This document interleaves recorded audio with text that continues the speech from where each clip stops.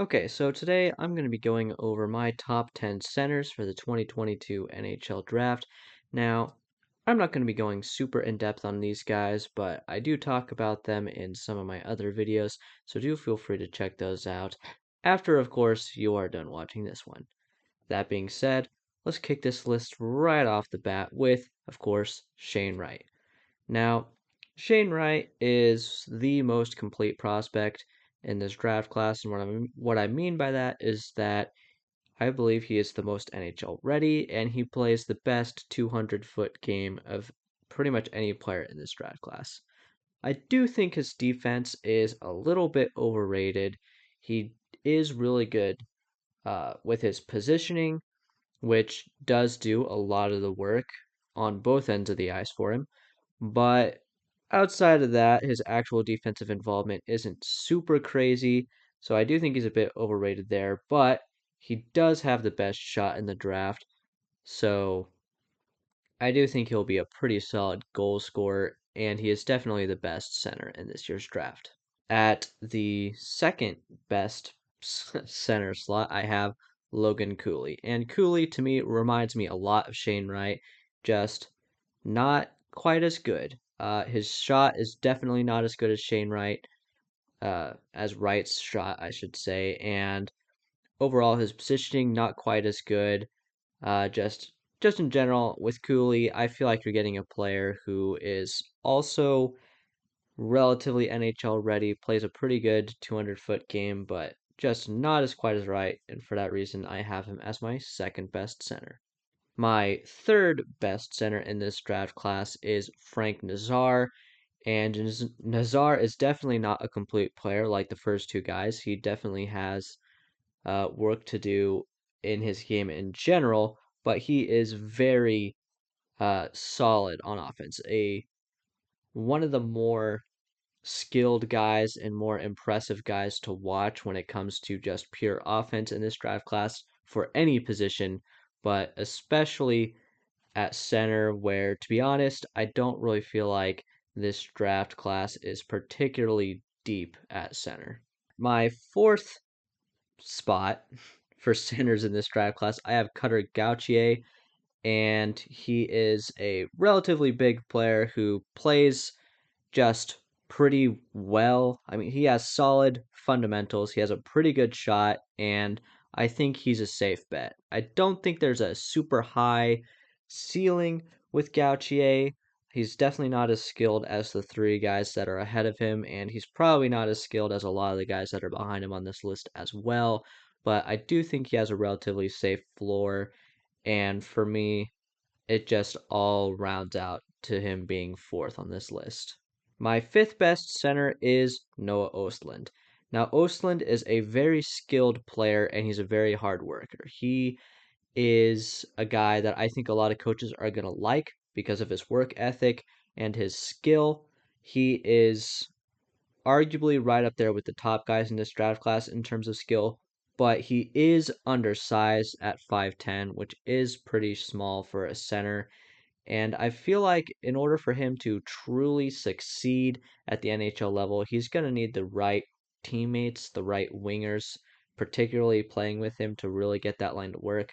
He did have a really good, really impressive season this year, but he was playing with Jonathan Lekarimäki and Liam Ogren.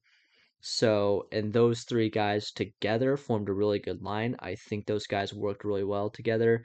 So, you're going to have some type of a similar situation in the NHL where he's playing with guys he really works with in order to get the best out of him.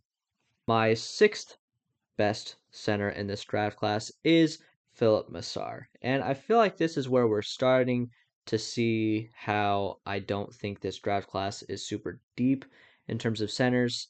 Now, Masar is not a bad prospect by any means. He is still a very reasonable centerman, very reasonable prospect to have, but the upside is definitely not there where it is with some of these other guys, at least in my opinion. But he is really solid in transition. He's a very good passer, and he is relatively strong defensively, especially considering he's been playing in the men's pro league in Czechia. So I do like Masar. I do think his upside is a bit limited. Probably a middle six forward, maybe a third line center who can fill in at your second line center spot in case of injuries. Maybe he plays on your top power play as your second center on a power play unit. Um, but yeah, I don't think he's gonna really produce a ton of points at the NHL level. The next guy on the list is another guy that hasn't really blown me away in terms of his offensive potential, and that is Nathan Gauthier. Now, what Gauthier has going for him is that he's big, he's right-handed, which is kind of unique. Most of the guys on this list, I believe, are lefties, and he plays with a bit of flair. Which I think some teams are definitely going to like. He did lead his team in penalty minutes this season, which is kind of indicative of that style of play, and he didn't really have inspiring numbers in terms of offense, especially considering he plays in the queue.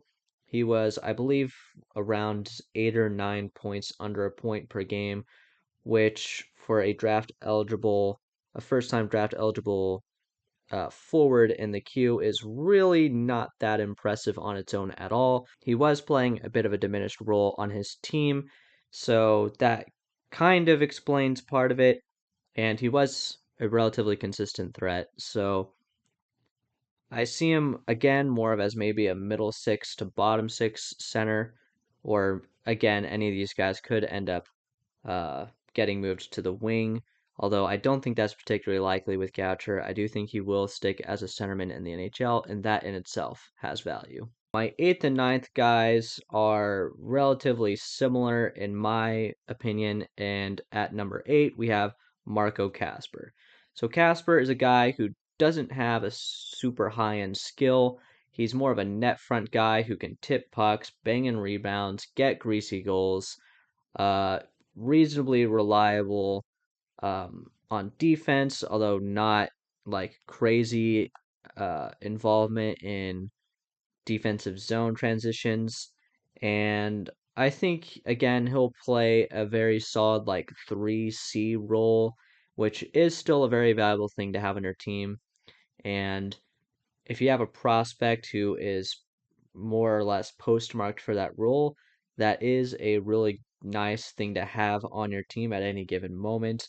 But considering how high he is ranked by a lot of other people, I just don't think the upside is there. There again is something to be said for safety, and I do think Casper is a bit of a safe pick, but personally, I like to swing more for upside, especially if you're drafting in the first half of the first round, which it looks like that's more or less where Casper's going to go. So I'm not crazy high on him like other people are, but he is a reasonable bottom six center. Now, the next guy who I did say is kind of similar, it is Conor Geekie. And the main difference between these players for me is that Casper is a better skater. Geeky's skating is an issue for me, which is why I have him lower. And I I'm a little surprised by how high people have Geeky ranked because his skating is an issue. Yes, he put up a lot of points this season in the WHL, but when you really look at him moving around and how he's creating all those chances, it's just I'm not sure how projectable that is, given that his skating is an issue. Again, if it does improve, then maybe he actually does have a little bit higher upside than Casper if his skating improves by a lot. He is big. Both of these guys are big, so that helps them out. But realistically, I see Geeky again as another like 3C grinder energy type guy. And really, there's nothing wrong with that. I just wouldn't take him as high as other people would. Finally, rounding out this list as my 10th best center, I have Rutger McGroarty, and probably the most impressive skill, in my opinion, from McGroarty is his stick handling. I do think he's a very nice stick handler, and He did have 69 points in 55 USDP games this season, which is very nice. And yeah, I don't have a ton to say about him. He's not a guy I'm really clamoring for. And again, with him being the 10th best center in the draft, I think that does kind of show you your lack of depth. Not that he's a bad prospect, it's just, not necessarily what you'd expect from a top 10 center in any given draft class, but that is what it is. It is just my opinion. And if you disagreed, let me know. Leave a comment. Let me know what you guys think of some of these guys. And yeah, like the video if you do think it deserved a like. I would appreciate that a lot. I'll put another video on the screen now for you to click on if you really liked it and you want to stick around for a bit. And all that being said, have a great day.